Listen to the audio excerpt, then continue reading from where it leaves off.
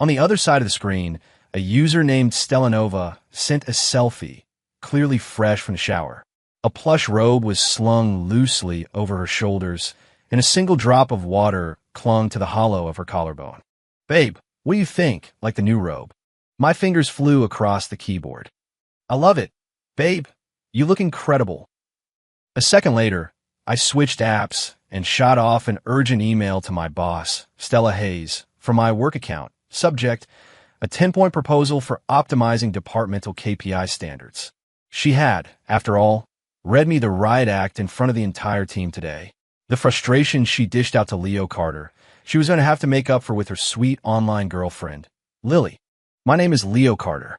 I'm 28, 6 feet tall, and a junior manager in the marketing department at Hayes Corporation.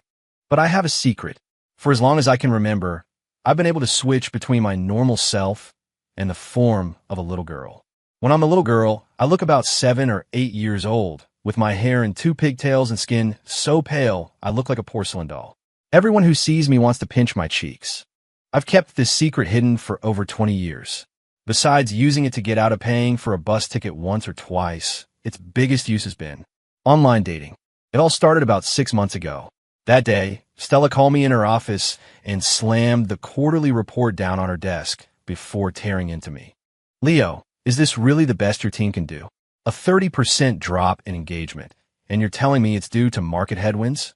I think it's a competence issue. I'm docking half of your performance bonus this month. And if you don't have a viable solution by next week, you can pack your bags." I walked out of her office, my fists clenched, a firestorm of anger churning in my gut with nowhere to go. When I got home, I reflexively shifted into my little girl form, hugging a throw pillow and staring blankly while sitting on the living room rug. My phone buzzed. A match notification from a dating app. An account with a picture of a city skyline at night sent a message. "Hey there." I tapped on her profile. It was sparse, just a few landscape shots, all geotagged high-end hotels or sleek office buildings. The profile picture was a glittering cityscape, stylish and sophisticated. On a whim, I typed back, "Hi there, pretty lady."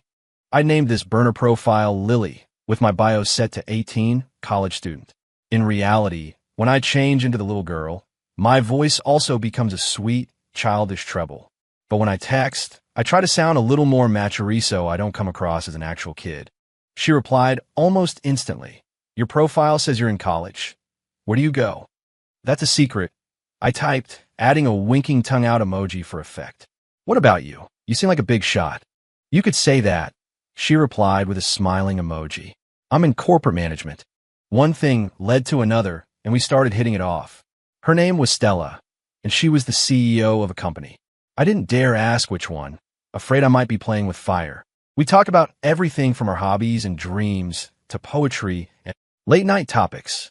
Once, when we were talking about past relationships, she told me she'd never really been in one. She was too busy and had never met the right person. I told her I'd never been in a serious relationship either, then added, "But I've always wanted to try, especially with someone like you." The second I hit send, I regretted it. It felt way too forward. To my surprise, she wrote back, "Well, want to give it a try." And just like that, I, in the guise of a little girl named Lily, started an online relationship with my own boss. We'd text late into the night, every night, sharing details about our lives. She would tell me about her frustrations at work, complaining about difficult clients and insubordinate employees. Every time she mentioned her underlings, I couldn't help but wonder if she was talking about me. I'd tell her funny stories about school, all of which were either completely made up or just stories about my coworkers that I'd adapted for myself.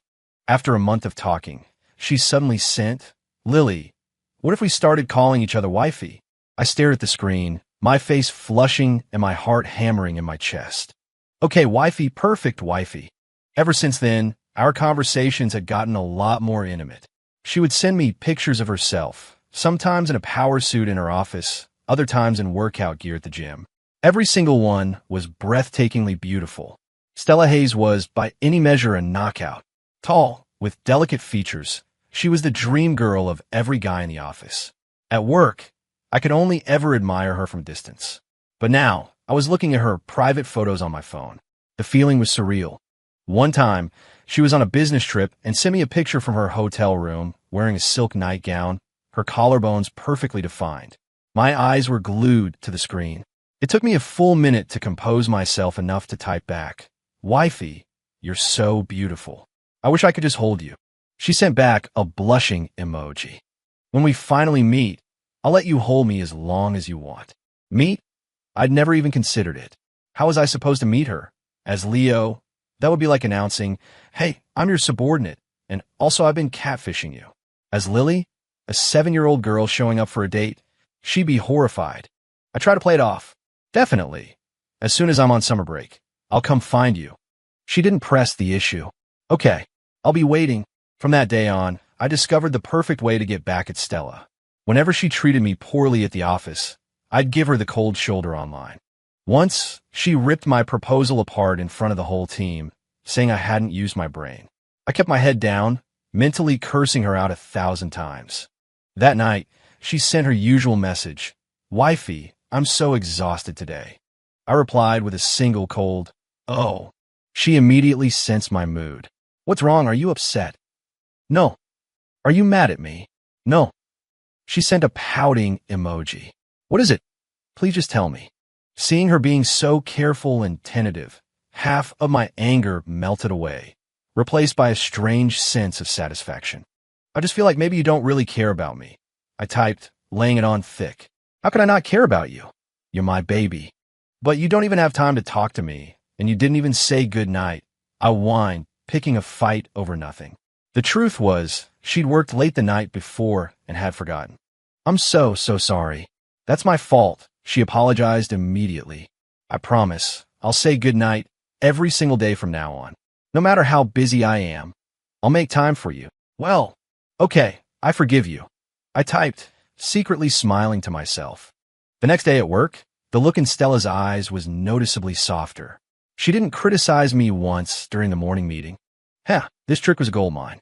Emboldened, I started pushing it further.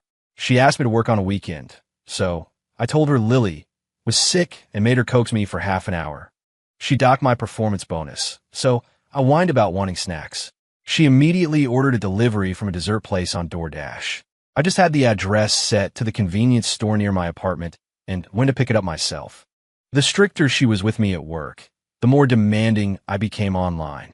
One time, after a major project hit a snag, she called me into her office and chewed me out for over half an hour, threatening to put a formal reprimand on my record. That night, she messaged me, "Wifey, that project today was a disaster. I'm in a terrible mood." I shot back, "Don't call me wifey. I'm not your wifey." She panicked, sending a flood of messages. "Babe, what's wrong? Did I do something wrong? Please don't ignore me. I know I messed up. Please forgive me." I just left her on read. She started calling me. I declined the call, then turned my phone off. The next morning, I turned it back on to a barrage of missed calls and notifications, including several voice messages. I clicked on one. Her voice was thick with tears. "Lily, what's going on? Do you not want to be with me anymore? Just tell me. I can change, I promise." My heart clenched. I'd never heard Stella Hayes cry. At the office, she was always the unshakable, composed, decisive leader. I never imagined she would cry over Lily. A wave of guilt washed over me. I'd gone too far. I quickly typed a reply. "I'm so sorry, babe. I was in a bad mood yesterday. I didn't mean to ignore you." She replied instantly, "Really? You're not lying?" "No, of course not. I got into a fight with a friend from school, and I was just upset. That's all." I lied.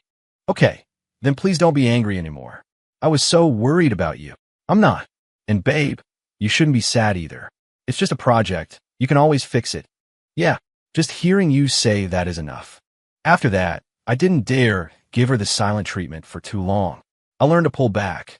But that didn't stop me from continuing my revenge as Lily. She made me revise a proposal until midnight, so I told her I couldn't sleep and made her tell me a bedtime story. She shot down my idea in a meeting, so I told her I was craving the most expensive milkshake from that trendy downtown spot and made her order it for me.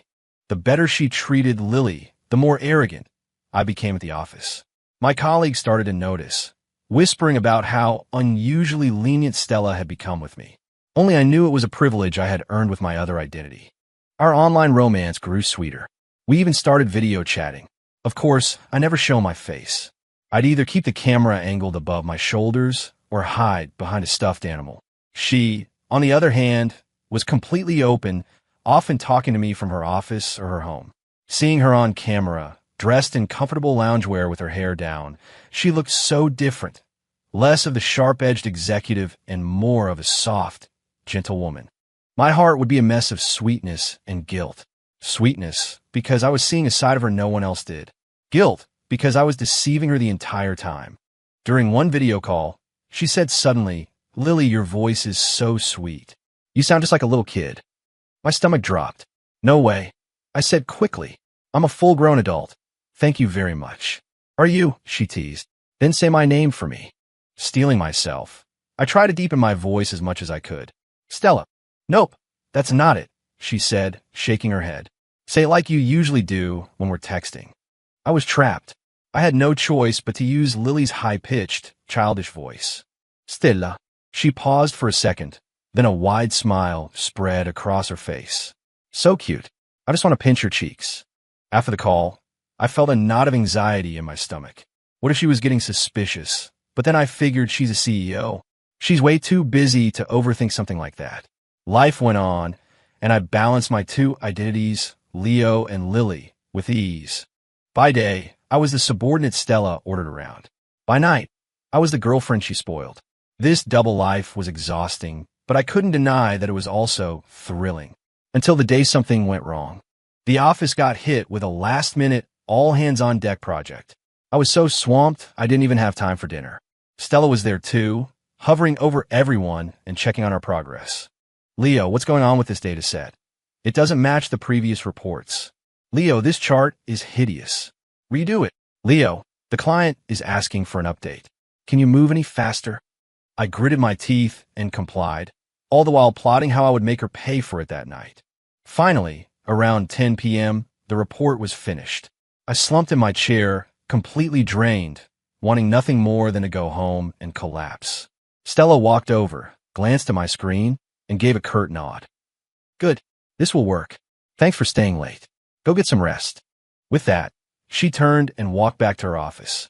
I packed up my things and left. I had just got on the subway when my phone buzzed. It was a message from her. "Babe, are you done with work yet? I miss you so much." I stared at the message, all my resentment bubbling back up to the surface. She yells at me all day and then acts all sweet and loving at night. I deliberately waited a few minutes before replying. "Just finished. I'm exhausted." "I'm so sorry, babe," she replied instantly. "Here's a kiss to make it better." "I don't want a kiss. I want you to make it up to me." "And how can I do that?" I paused, a mischievous idea forming. "I want you to wear that silk nightgown and send me a picture." The moment I sent it, I felt a pang of regret. That was definitely crossing a line. To my shock, she replied, "Okay, I'll send it to you when I get home." I froze. She actually agreed. The train pulled into my station, and I walked home in a daze. As soon as I got through the door, I changed into Lily and sat on the couch, waiting for her picture. A few minutes later, my phone buzzed. She had sent the photo. She was wearing the black silk nightgown, her hair still damp as if she'd just showered. She was leaning against her headboard, her eyes hazy and a faint smile on her lips. My heart started racing, and my face felt hot. I had never seen her like this. She was devastatingly sexy. "Do you like it?" she messaged. "I love it." My hands were trembling as I typed. "Good. Then don't you think I deserve a little reward?" "A reward? What kind of reward?" "Send me a picture of you. I've never even seen my own girlfriend." My stomach lurched. There it was. What was I going to do? Send a picture of Lily? She'd definitely get suspicious. Send a picture of Leo? That was a direct confession.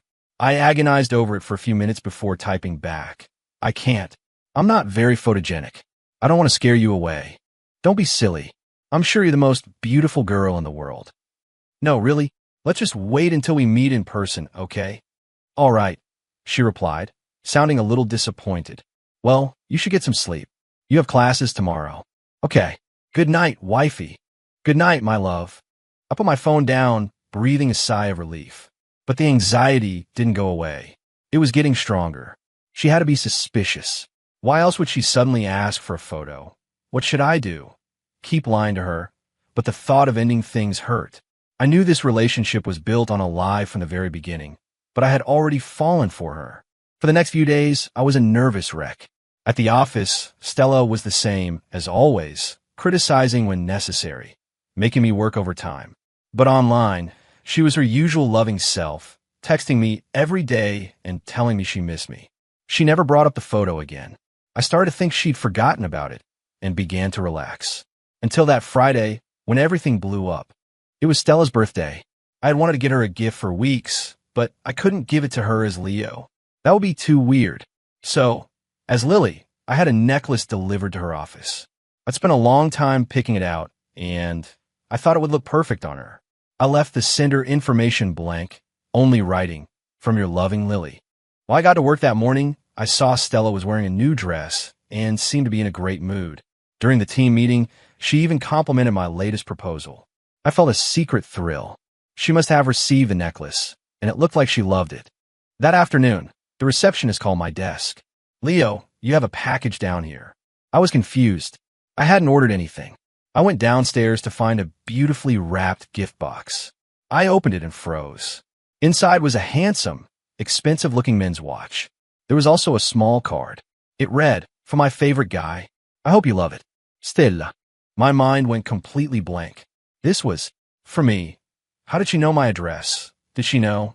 I stood there holding the watch, my hands shaking. Back at my desk, I couldn't focus. My mind was racing. Did she know I was Lily? If she did, why wouldn't she just confront me? Why send a gift? When I got home that night, I hesitated for a long time before finally opening the app. She had already sent a message. "Babe, did you get my gift?" I took a deep breath and typed back. "I did. Thank you, Wifey. Do you like it? I love it. It's amazing." "Good," she sent with a smiling emoji. "Because I know it's you." Reading that sentence, my heart plummeted into my stomach. It was over. I fumbled with my phone. What? What do you know? I know that Leo is Lily, and Lily is Leo. I stared at the screen, stunned. She knew. When? When did you figure out? "I've had my suspicions for a while now," she wrote. "The way you text, some of your habits. They're a lot like Leo's." "Then why? Why did I send you a gift and keep talking to you?" she finished, as if reading my mind. "Yeah, because I like you," she wrote, her words direct and honest. "It doesn't matter if you're Leo or Lily. I like you." I stared at my phone, and a tear rolled down my cheek. I didn't know what to say. Guilt, relief, fear. A tidal wave of emotions washed over me. "I'm sorry." I typed. "What are you sorry for?" "For lying to you for so long." "It's okay," she replied. "To be honest, I kind of enjoyed it." "Enjoyed it? MHM," she sent with a nodding sticker. "Watching you get all huffy and annoyed at work after I yelled at you, and then seeing you try to get back at me as Lily online. It was actually pretty fun." I was floored. She thought it was fun. I blinked, rereading the message to make sure I hadn't imagined it. "You're not mad?" "Oh, I'm mad," she replied instantly. "I'm mad that you were right here this whole time, and you still felt like you had to pretend to be someone else to talk to me. Then, but mostly, I'm happy," she sent with a smiling face emoji. Finding out you were Lily was actually a huge relief. I was completely lost. This was not how I had imagined this conversation going. "Are you free tomorrow?" she asked suddenly. I think so." "Then let's meet," she typed quickly. "I want to see you, the real you." My heart leaped into my throat. Meet? Who was I supposed to show up as? Leo or Lily, 17? Don't overthink it, she wrote, as if she knew exactly what I was thinking. Just come in whatever way feels most comfortable for you. I'll be at the Starlight Cafe downtown, 3 o'clock. And with that, she went offline, leaving me no room to argue. I stared at the chat window, my palms sweating. The most comfortable way? Maybe it was time for her to finally meet Lily. The next afternoon, I arrived at the Starlight Cafe half an hour early. I was wearing a pink dress with my hair in 2 pigtails, a little blush on my cheeks for good measure. I looked every bit the part of a 7-year-old girl. I picked a table by the window and ordered an orange juice. My heart was pounding. I was both nervous and excited. How would she react when she saw me like this? At exactly 3 o'clock, the cafe door opened. Stella walked in. She was wearing a chic white trench coat, her long hair cascading over her shoulders, a gentle smile on her face. She scanned the room, and her eyes quickly landed on me. She paused for a second, then walked over. "Hey there, little one. Are you here all by yourself?" she asked, crouching down, her voice as smooth as honey. I looked up at her face, so close to mine, and my heart beat even faster. "Nope," I said in Lily's sweet, childish voice. "I'm waiting for someone." Her eyes widened slightly, a flicker of surprise crossing her face. "Oh, who are you waiting for?" "I'm waiting for my friend, Stella," I said, deliberately using her name. She froze completely, her mouth hanging slightly open. She was speechless. 18. After a long moment, she seemed to recover, sinking into the chair across from me. "Lily?" she whispered, testing the name. I nodded and broke into a wide grin. "That's me, Wifey." Her face instantly turned bright red. She glanced around nervously and lowered her voice. "Don't call me that. There are people around." Seeing her so flustered, I couldn't help but smile. So the all-powerful CEO had an adorable side too. "But how can you look like this? You're not Leo." She was still struggling to process it. "I am who I am. I'm not my big brother Leo," I explained. "I didn't tell you before because I was afraid I'd scare you." "I'm a little scared," she admitted with a wry smile. "But mostly, I am fascinated. Now that you've seen me, do you think it's weird?" I asked, a hint of worry in my voice.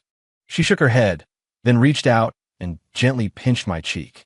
"Not weird at all," she said, her gaze incredibly soft. "No matter what you look like, you're still my Lily." My heart felt like it had been struck by something warm and wonderful. We talked for a long time.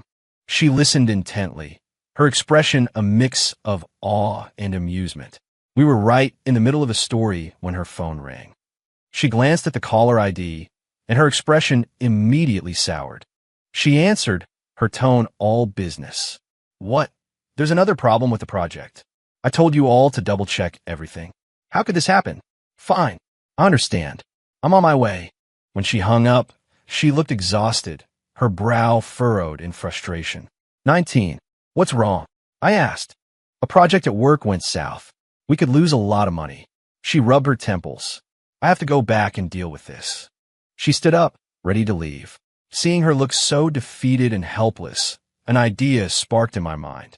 "Stella," I called out. She turned, looking at me with a questioning gaze. As she watched, I took a deep breath and focused. My body began to change. I grew taller, the pigtails vanished, and the pink dress morphed into a fitted t-shirt and jeans. In a matter of seconds, the 7-year-old girl was gone, replaced by the 28-year-old man, Leo Carter. Stella was stunned. She stood rooted to the spot, her eyes wide, her mouth agape. She looked from me to the empty chair where Lily had been sitting, her mind clearly struggling to catch up. You, she stammered, pointing at me, unable to form a complete sentence. I stood up and walked over to her. "Stella, e." Before I could finish, she suddenly threw her arms around me. She held on tight, so tight it felt like she was trying to merge our bodies into one. I could feel her trembling. "You jerk," she whispered, her voice thick with emotion. "You lied to me for so long, and then you lied to me again just now. I am sorry," I said softly, gently rubbing her back, overwhelmed with guilt. 20. Just when I thought she was going to keep scolding me, she pulled her head back. Her eyes were red and watery, but they held a fierce determination I had never seen before. Before I could react, she stood on her toes and kissed me. It was a demanding kiss, tinged with a hint of punishment, but overflowing with long-suppressed emotion. I was completely shocked, my mind a total blank. People around us were staring, whispering, but I didn't care. I could feel her trembling, her insecurity, and the vulnerability hidden beneath her powerful exterior. My heart melted. I wrapped my arms around her, holding her close, and kissed her back. I don't know how long we stood there before we finally broke apart. Her cheeks were flushed, her breathing was ragged, and her eyes were still glistening with unshed tears. "Stella." I started, my throat dry. "Don't call me Stella," she interrupted, looking at me with unwavering intensity. "Call me by my first name. It's Valerie." "Valerie," I said, the name feeling unfamiliar on my tongue. She smiled, and it was like a rainbow after a storm, bright and beautiful. 21. "The project," I said. I'll go back with you and help. She nodded and took my hand. Her hand was soft and cool. I squeezed it tightly, making a silent vow. No matter what happened from now on, I would be by her side, as Leo and as Lily. When we walked back in the office, everyone froze. They stared as Valerie walked in, holding my hand, their mouths hanging open. Ms. Hayes, what is this? Her assistant asked timidly. Valerie glanced at me, then turned to her assistant. It's nothing. I'd just like to introduce you all to Leo. He's my boyfriend. The entire office fell silent. Every eye was on me, a mix of shock, confusion, and envy. I could feel their stares like tiny needles, but I didn't care, because I knew the woman standing next to me was truly mine. 22. We tackled the project problem together. It was tough, but we worked in perfect sync. She made the decisions, and I executed them, just like we always had. But it was different now. There was something new in our gazes, the unspoken understanding and tenderness of two people in love. We worked late into the night until we were the only two left in the office. She leaned back in her chair, closing her eyes in exhaustion. I walked over and gently draped my jacket over her shoulders. Tired, she opened her eyes and smiled at me. A little. Let's go home. Okay. We left the office and stepped out into the deep night. The moonlight spilled onto the pavement, stretching our shadows long behind us. We walked hand in hand in a comfortable silence, the atmosphere warm and peaceful. Leo, she said suddenly, from now on, you're not allowed to give me the cold shoulder as Lily anymore. Okay, I mumbled, scratching my head in embarrassment. However, she added, a playful smile on her face, Lily is really cute. You can turn into her for me every now and then. I paused, then broke into a grin. Okay, if that's what you want. Well, how about you change for me now? She asked, her eyes full of anticipation. I glanced around. The street was empty. I focused, and in a few seconds, I was back in my little girl form. Ah, so adorable, she cooed, crouching down to pinch my cheeks. From now on, if we ever fight, you have to change into Lily to make up with me. Then you have to promise not to yell at me at work anymore, I countered, seizing the opportunity. That depends on your performance, she said with a laugh. Well then, Wifey, can we go home now? I asked in Lily's sweetest voice. Her face flushed, and she scooped me up into her arms. Let's go. Home we go. Under the moonlight, she carried me down the street. I leaned against her, breathing in the faint scent of her perfume, my heart full and warm. Getting caught wasn't so bad after all. At least now, I didn't have to hide anymore. I could love her with every part of who I was. After that, people at the office started noticing some strange things. Sometimes, Ms. Hayes would be seen smiling and talking to herself. Other times, she would call Leo into her office, and a few minutes later, they would hear what sounded like a little girl's laughter coming from inside. Everyone thought it was odd, but no one dared to ask. Only the two of us knew our little secret. Once, at a department dinner, after a few drinks, our colleague started teasing us, asking how we got together. Valerie just glanced at me and smiled. That's a secret. I smiled too and raised my glass. To secrets. Some secrets are best kept that way. Ever since we went public, the number of men hitting on Valerie seemed to multiply. Business partners who used to keep a respectful distance were now constantly asking her out for dinner under the guise of talking business. One time, a new intern had the nerve to give her a coffee right in front of me, blushing as he asked her to a movie. I watched as Valerie politely but firmly turned him down, and a possessive fire I didn't know I had ignited within me. The next day, Valerie said she had to attend an industry summit and wanted me to go with her. Before we left, I secretly changed into Lily and tugged on the hem of her blazer. Mommy, where are we going? Valerie froze for a second, then caught on, a smile playing on her lips as she ruffled my hair. I'm taking you to meet some of my work friends. A few colleagues walking by stared, probably wondering when their hard-nosed boss had developed such a gentle maternal side. The summit was packed, a sea of fancy suits and cocktail dresses. A man in a slick designer suit made a beeline for Valerie, his eyes glued to her. Valerie, long time no see. You look more beautiful every time I see you. You're too kind, Mr. Davidson, Valerie replied coolly. I was wondering if you were free for dinner tonight, he pressed. Before Valerie could answer, I wrapped my arms around her leg and looked up with wide, innocent eyes. Mommy, who is this man? Is he trying to steal you? The man's smile froze on his face. He looked down at me, completely flustered. Valerie stifled a laugh, bending down to pick me up. This is just one of Mommy's colleagues, sweetie. Don't be silly. Then she turned back to him. I'm so sorry, Mr. Davidson, but I have to take care of my daughter. You'll have to excuse us. As she carried me away, I shot a triumphant V for victory sign over her shoulder at the stunned man. For the rest of the summit, anytime a man approached her, I would call her Mommy and drop lines like, Daddy's gonna be so mad if he finds out. Every single one of them backed off. On the way home, Valerie finally put me down and poked my forehead. You, my dear, are a little green-eyed monster. I changed back into Leo and shrugged. I can't help it if they're all staring at you. What? Are you afraid someone's going to steal me away? She teased, raising an eyebrow. Of course I am, I said seriously. You're mine. She smiled and took my hand. Don't worry, I'm not going anywhere. After that, I made a habit of accompanying her on outings as Lily. When we went shopping, I'd hold her hand and call her Mommy at the top of my lungs. When we went to the movies, I'd sit on her lap and glare at any man who tried to sit too close. Once, a guy in the row behind us kept trying to chat her up. I turned around and said in my most angelic voice, Mister, if you keep talking to my mommy, I'm going to call my daddy to come beat you up. My daddy is a superhero. The man shut up instantly and didn't make a peep for the rest of the movie. Valerie's shoulders shook with silent laughter. After the movie, she ruffled my hair and said, That trick of yours is surprisingly effective. Of course it is, I said smugly. I'm a genius.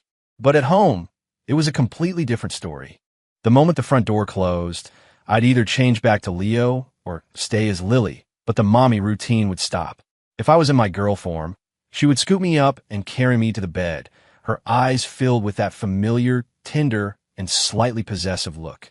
You were very good at the summit today, she'd say, looking down at me. You deserve a reward. What kind of reward? I'd ask, blinking innocently. Me, she'd whisper, before leaning down to kiss me. We would tumble onto the bed, calling each other Wifey. Babe, the way that Davidson guy was looking at you today, I really wanted to punch him. Then why didn't you? She'd ask with a laugh. I didn't want to scare you. You idiot, she'd say, pinching my cheek. You never have to pretend in front of me. We'd talk about work, about projects and problems, and I'd give her my input. We'd also talk about nothing at all. What to eat for dinner tomorrow, where to go on the weekend. Sometimes, I'd change back into Lily and curl up in her arms while she read me a story. Her voice was so gentle, like a feather brushing against my heart. Wifey, you're the best storyteller. Of course I am. I'm your wifey, after all. Once we were watching a horror movie, and during a jump scare, I instinctively changed into Lily and dove into her arms. Babe, I'm scared. She just laughed and patted my back. Don't worry, I've got you. After the movie ended, I refused to leave her embrace. Wifey, can you hold me while I sleep? Of course. She carried me to bed and hummed a soft lullaby. I snuggled against her, taking in her scent, listening to the steady beat of her heart, and quickly fell asleep. I woke up in the middle of the night and realized I had changed back into Leo. Valerie was still holding me, fast asleep. I carefully shifted my position to make her more comfortable, then leaned over and gently kissed her forehead. Good night, my love. Life continued, peaceful and happy. We fought like any other couple, but our arguments always ended with either me changing into Lily to apologize or her giving it first. We worked side by side at the office like any other colleagues, conquering one project after another. The people at work gradually got used to our dynamic. They still thought it was a little strange, but the gossip died down. One day, Valerie suddenly announced she wanted to take me home to meet her parents. I was so shocked, I almost dropped the stack of files I was holding. Meet your parents? Of course, she said, as if it were the most natural thing in the world. We've been together for a while now. It's time they met you. But what about me? I worried they wouldn't be able to accept my special ability. Don't worry, she said, squeezing my hand. My parents aren't old-fashioned. They'll love you. Besides, she added with a smile, they might really get a kick out of meeting Lily. I looked into her confident eyes and nodded. Okay, I'll go. On the day we went to her parents' house, I was so nervous my palms were sweating. Valerie's parents were warm and welcoming, treating me with nothing but kindness. During dinner, her mother suddenly asked, "So, Leo, do you have any siblings?"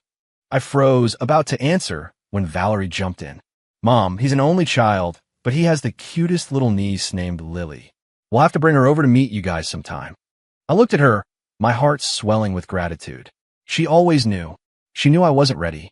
After dinner, Valerie's father invited me into his study. He didn't ask about my family background or my salary. He just told me that I had to treat Valerie right and never let her get hurt. I nodded solemnly. "Sir, you have my word. I will always take care of her." Leaving her parents' house, I let out a huge sigh of relief. "See? I told you they'd like you," Valerie said with a smile. "Yeah," I said, looking at her. "Thank you, Valerie." "For what?" "For understanding me. For accepting me." She smiled and stood on her toes to kiss my lips. "Silly. We're family now." In that moment, I felt like the luckiest man in the world. That night, back at our apartment, Valerie carried the little girl version of me to bed, just like she always did. "You did very well today," she said, her eyes sparkling. "You deserve a reward." "What kind of reward?" I asked with a smile. She didn't answer with words. She simply leaned in closer and kissed me. This kiss was different from all the others. It was gentle and lingering, filled with a deep, profound love. I wrapped my arms around her neck, kissing her back with everything I had.